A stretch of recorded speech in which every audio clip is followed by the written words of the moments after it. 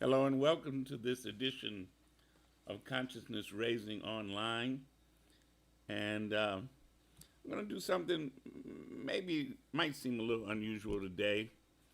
The title of this presentation is called One of the Biggest Heists in History.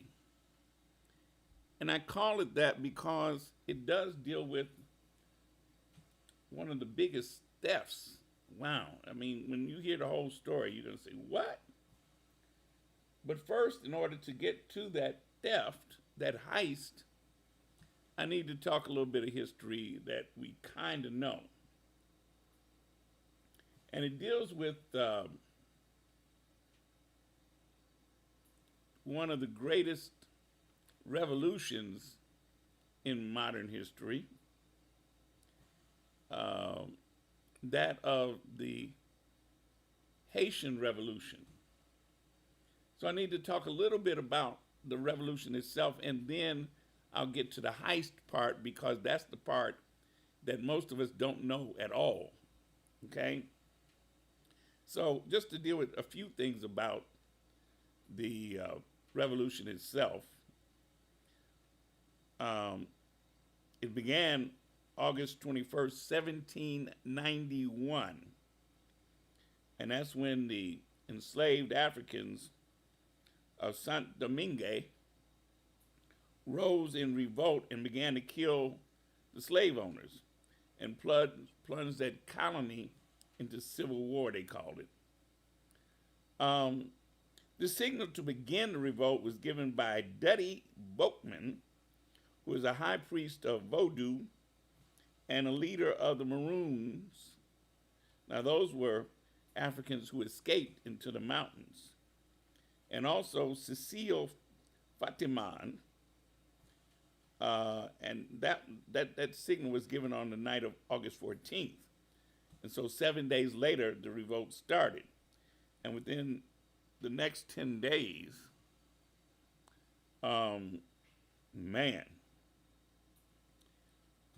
the Africans had taken control of the entire northern province in an unprecedented slave revolt. Now, during that time, the whites kept control of only a few isolated fortified camps. But now, here's one of the things that white people get tripped out about because they say, well, we just don't understand why the blacks were so angry. And the reality was that, those years of oppression by the planters, I mean, they worked those Africans like slaves.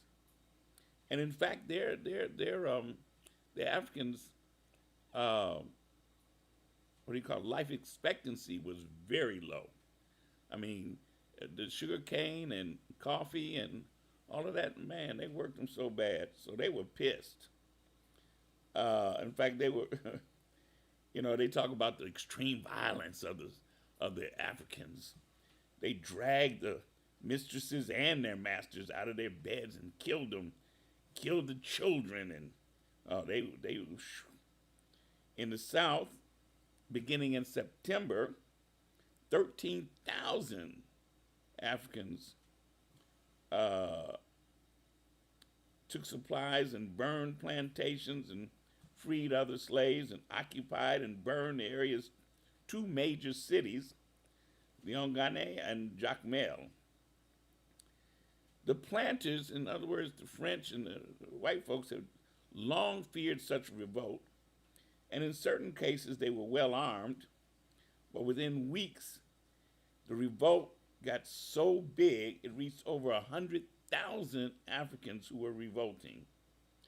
And in the next 2 months, they killed 4,000 whites and burned or destroyed 180 sugar plantations and hundreds of coffee and indigo plantations. And at least 900 coffee plantations were destroyed. And the total damage over the next several weeks amounted to over 2 million francs. Now, this is important to understand about this money part.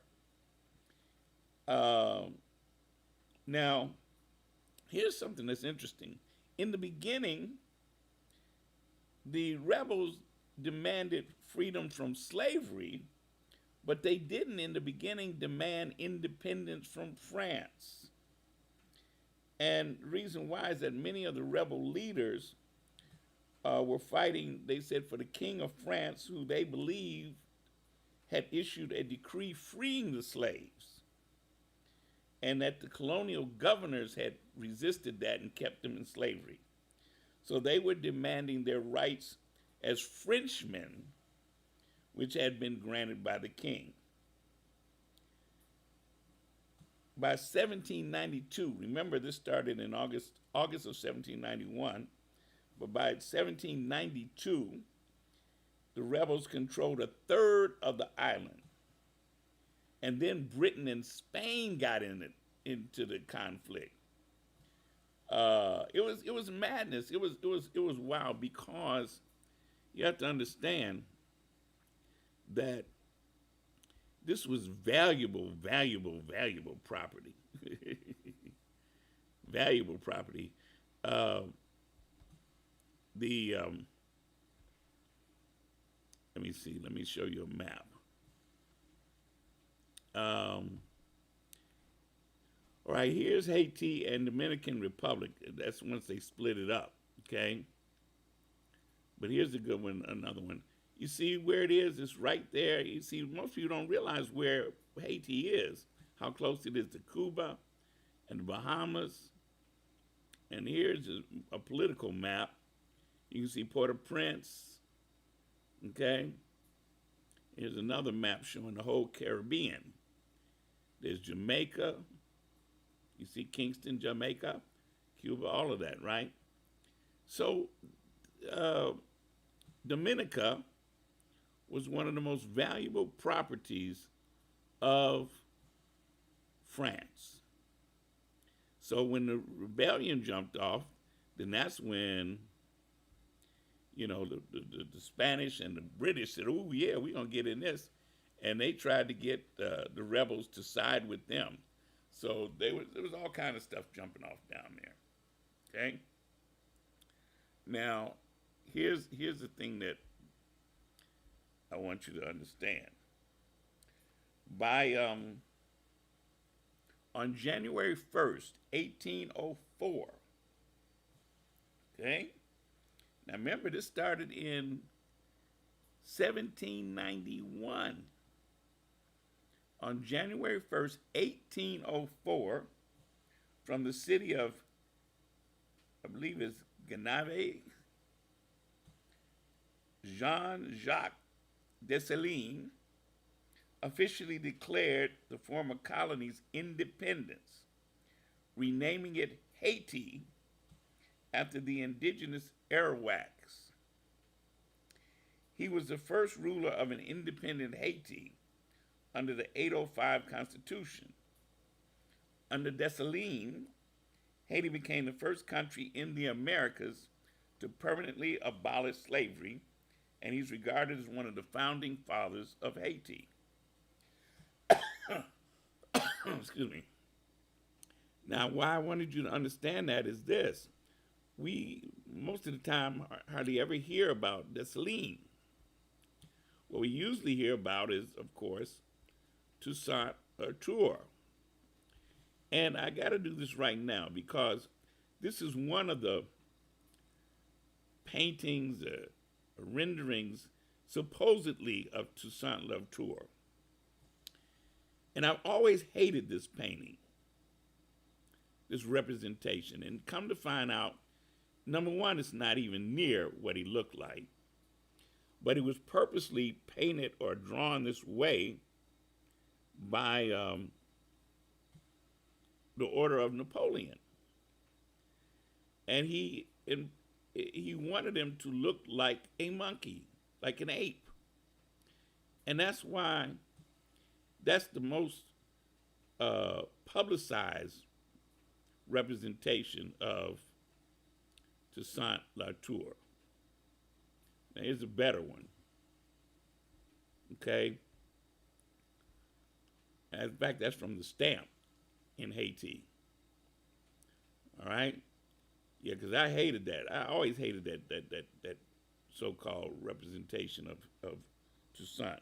And what had happened was that Toussaint had, even though he led off with things, with the rebellions, there were other leaders. And so Dessalines was one of the principal leaders in many of the battles. So that's, and when they got to Louverture, Dessalines became, like I say, the first ruler of independent Haiti. Okay? I bet y'all didn't know that he was the one who named it Haiti. So, let me show you a couple of representations of Dessalines. Jean-Jacques Dessalines. And it's spelled, of course, in the French way, which is Desssalines, but it's pronounced Dessalines. At least I think I'm getting it pretty close. So, when the Africans in Haiti revolted, it caused a heck of a ripple effect all throughout the Americas. And, they went, the Europeans went crazy. The Spanish, the French, the Germans, the Italians, the Spanish, because they all were part of the slave trade and they all had these territories and colonies. And so the revolution in Haiti, man, they said, ooh, this is bad business here because that's going to further inspire the Africans. Now, let me just give you a quick rundown of some of the revolts. They call them slave revolts, but revolts by Africans. Now, this map I'm showing you here just shows a few in what was becoming the United States. But I'm going to take you back and just mention a few others. And the first one I want to mention goes back actually to 1570. That was Gaspar Yanga revolt in Spanish Veracruz in New Spain, and that was the victorious revolt. 1712. Remember the Haitian Revolution is 1791, so these are some that happened before even. The New York Slave Revolt in British province of New York, that was suppressed. The first Maroon War in British Jamaica in 1730, that was victorious. That's when they took off and went up in the mountains and they couldn't get them out of there. 1739, the Stono Rebellion, the British province of South Carolina, it was suppressed. 1741, we're back up in the New York group, the New York Conspiracy, British province of New York, it was suppressed. 1760, Tacky's War, British Jamaica, suppressed. 1791, the Mina Conspiracy, that was in Spanish Louisiana, New Spain they called it, that was suppressed. 1791 to 1804, the Haitian Revolution. Okay, that was victorious. 1800, Gabriel's Rebellion in Virginia, that was suppressed. 1803, the Ebo Landing in St. Simon's Island, Georgia, suppressed. That was the one where the Africans literally, rather than surrender, they walked into the I guess the ocean and drowned themselves. Yeah, that's a deep story. I think I've got a presentation somewhere on that. 1805, Chatham Manor in Virginia, suppressed. 1811, German coast uprising, the territory of Orleans, deep one there, that was suppressed. 1815, George Boxley, Virginia, suppressed. 1822, Denmark Vesey, South Carolina, suppressed. 1831, Nat Turner's Rebellion in Virginia, suppressed. 1831 to 1832, the Baptist War, British Jamaica, suppressed. 1839, Amistad Ship Rebellion off the Cuban coast, victorious. 1841, Creole Case, Ship Rebellion off the southern U.S. coast, victorious. And 1859, John Brown's Raid in Virginia, suppressed. So I wanted you to have a little taste of some of the rebellions, because there was a bunch of them. See, and they never, when we look at the history books that they teach us out of, they never talk about that. They don't never talk about that. They might give you a little taste of one or two or something like that, but they never want you to understand that we fought back all the time, the entire time. So, and so white folks spent their time, a lot of time, they were looking over here and looking over there, and that's why they, to this day, they got this thing about watching us. Even the ones who think that they're liberals and all that, they still watch everything we do. And some of us who've worked in offices with white people, they'll tell you, even the liberal whites, if the black folks, too many of us get near the water cooler or around the coffee machine and talking under our breath, white people, it's going to be one of them got to come over there and see what we talking about. It don't fail, because they're still in fear of us revolting. Now I want to share with you, now this is where the greatest heist comes in. Okay, and I take this from Marlene Doubt, professor of African Diaspora Studies in the University of Virginia. Okay? In the wake of George Floyd's killing, there have been calls for defunding police departments and demand for the removal of statues. The issue of reparations for slavery has also resurfaced. Much of the reparations debate has revolved around whether the United States and the United Kingdom should finally compensate some of their citizens for the economic and social costs of slavery that still linger today. But to me, there's never been a more clear-cut case for reparations than that of Haiti. I'm a specialist on colonialism and slavery, and what France did to the Haitian people after the Haitian Revolution is a particularly notorious example of colonial theft. France instituted slavery on the island in the 17th century, but in the late 18th century, the enslaved population rebelled and eventually declared independence. Yet somehow, in the 19th century, the thinking went that the former enslavers of the Haitian people needed to be compensated rather than the other way around. Just as the legacy of slavery in the United States has created a gross economic disparity between black and white Americans, the tax on its freedom that France forced Haiti to pay, referred to as an indemnity at the time, severely damaged the newly independent country's ability to prosper. The cost of independence.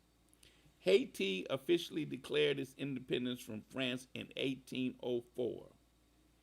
In October 1806, the country was split into two, with Alexandre Pétion ruling in the south and Henri Christophe ruling in the north. See, this is what they don't teach in history books neither, right? Okay. Now, despite the fact that both of Haiti's rulers were veterans of the Haitian Revolution, the French had never quite given up on reconquering their former colony. In 1814, King Louis XVIII, and I didn't even know there was an 18th. I mean, we've heard about King Louis the 4th and 5th or 6th or whatever. This was Louis the 18th, who had helped overthrow Napoleon earlier that year, 1814, sent 3 commissioners to Haiti to assess the willingness of the country's rulers to surrender. Christophe, having made himself a king in 1811, remained obstinate in the face of France's exposed plan to bring back slavery. Threatening war, the most prominent member of Christophe's cabinet, Baron de Vasty, insisted, "Our independence will be guaranteed by the tips of our bayonets." In contrast, however, Pétion, the ruler of the South, was willing to negotiate, hoping that the country might be able to pay France for recognition of its independence. Think about that. Listen to that. And by the way, hello to A.B. Jones and Melanated Agenda. Thank you for joining us. And I always give y'all credit because y'all are steadfast. I love you. All right, now here's the thing. Let me say this again. In contrast, Pétion, the ruler of the South, was willing to negotiate, hoping that the country might be able to pay France for recognition of its independence. That's a bad move there, right? In 1803, Napoleon had sold Louisiana to the United States for 15 million francs. Using this number as his compass, Pétion proposed paying the same amount. Unwilling to compromise with those he viewed as runaway slaves, Louis XVIII rejected the offer. I still be trying to wrap my mind around how this dude Pétion, and this is a picture, this is a drawing of him, painting of him. And it's interesting, it's in the archive, National Archive, it's the Archive of Haitian History, but it's at the University of Puerto Rico, okay? But why would he want to pay them for independence, okay? But Louis XVIII said, I ain't compromising nothing. Pétion died suddenly in 1818, but Jean-Pierre Boyer, his successor, kept up the negotiations. Talks, however, continued to stall due to Christophe's stubborn opposition. That's the one up north.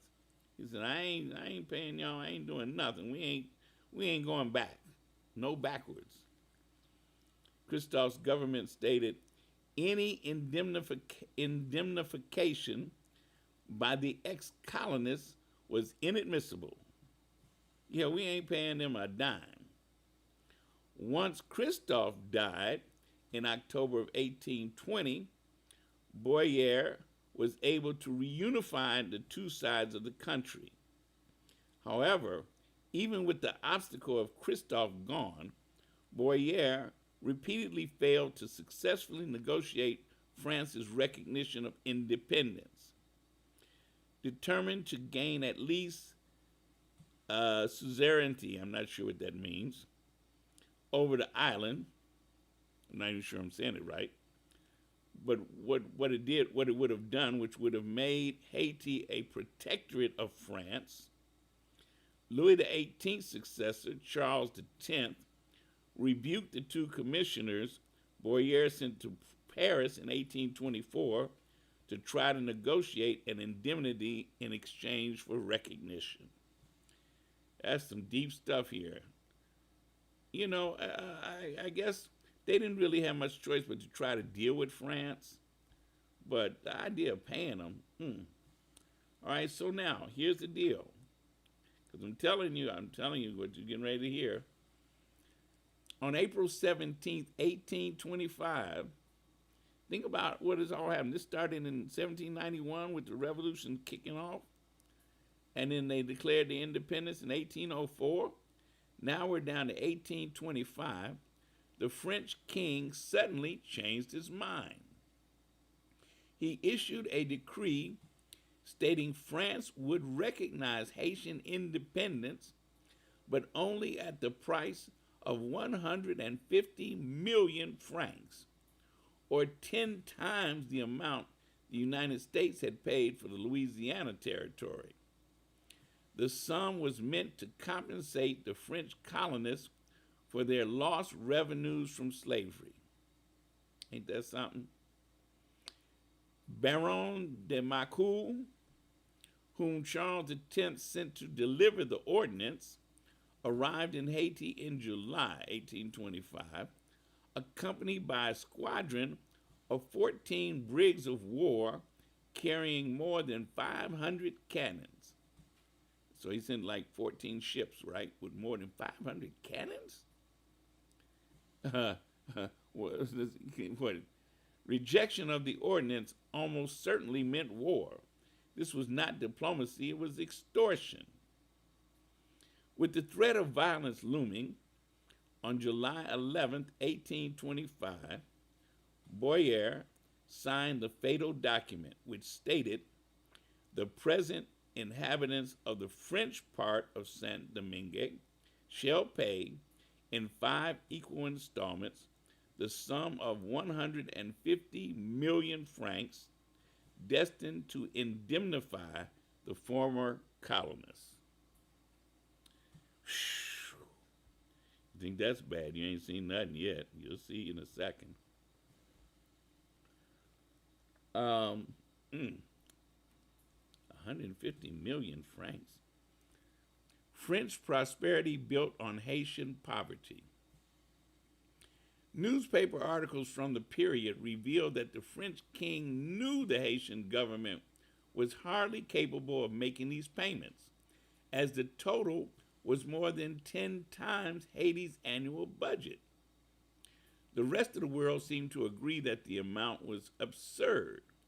One British journalist noted that the enormous price constituted a sum which few states in Europe could bear to sacrifice. And what you see over here is a facsimile of the bank note for the 30 million francs that Haiti borrowed from a French bank. Whoa, now how did that happen? Okay, look. Forced to borrow 30 million francs from French banks to make the first two payments, it was hardly a surprise to anyone when Haiti defaulted soon thereafter. Wait a minute. They demanded that they pay, that the Haitians pay 150 million francs, and then they were forced to borrow 30 million francs from the French banks to make the first two payments. All right. Still, the new French king sent another expedition in 1838 with 12 warships to force the Haitian president's hand. The 1838 revision, inaccurately labeled Traité d'Amitié, or Treaty of Friendship, reduced the outstanding amount owed to 60 million francs, but the Haitian government was once again ordered to take out crushing loans to pay the balance. Although the colonists claimed that the indemnity would only cover 1/12 the value of their lost properties, including the people they claimed as their slaves, the total amount of 90 million francs was actually 5 times France's annual budget. Okay? The Haitian people suffered the brunt of the consequences of France's theft. Boyer levied draconian taxes in order to pay back the loans. And while Christophe had been busy developing a national school system during his reign, under Boyer and all subsequent presidents, such projects had to be put on hold. Moreover, researchers have found that the independence debt and resulting drain on the Haitian treasury were directly responsible not only for the underfunding of education in 20th century Haiti, but also lack of health care and the country's inability to develop public infrastructure.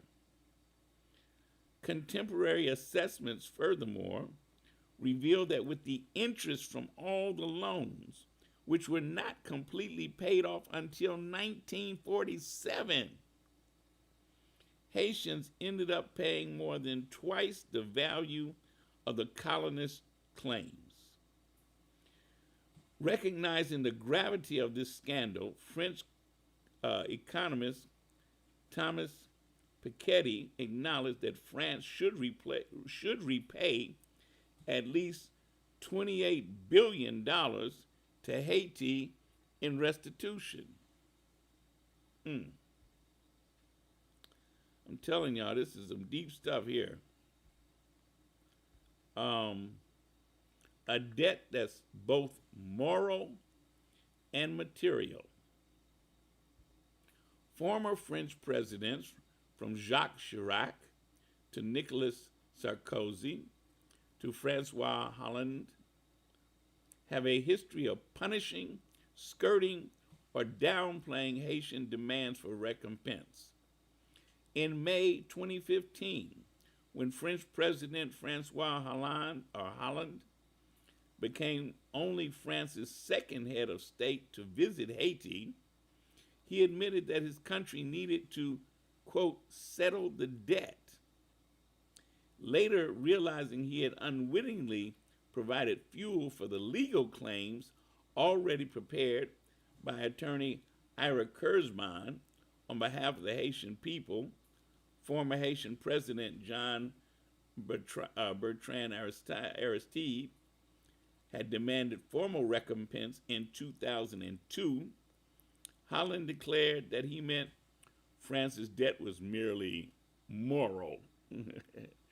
Oh yeah, I didn't mean like, like for real. Okay? To deny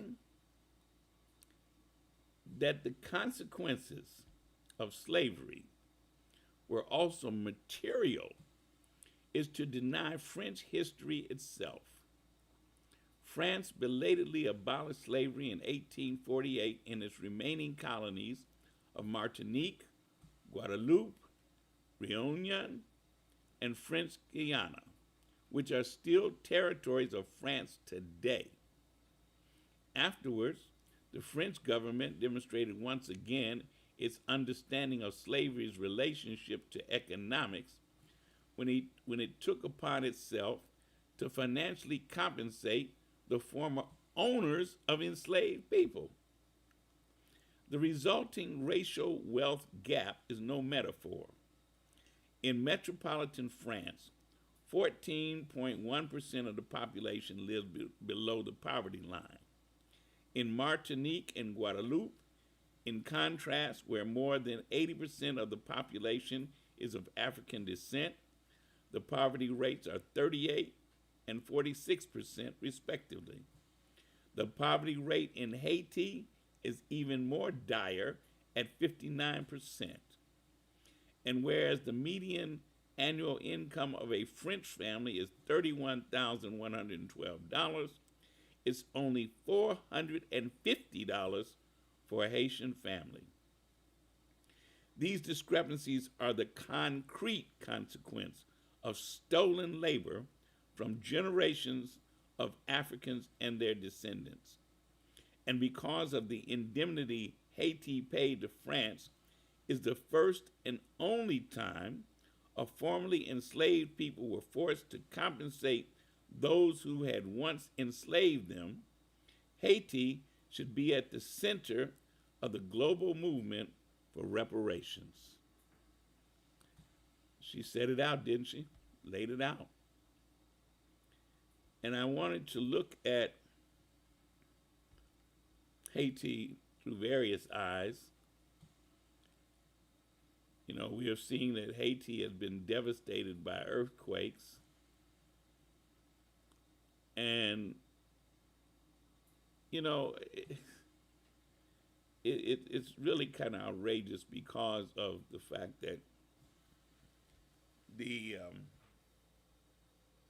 world, especially the black world, gave so much money to organizations that were supposed to be helping the Haitians rebuild. One of them being the Red Cross and various other NCOs.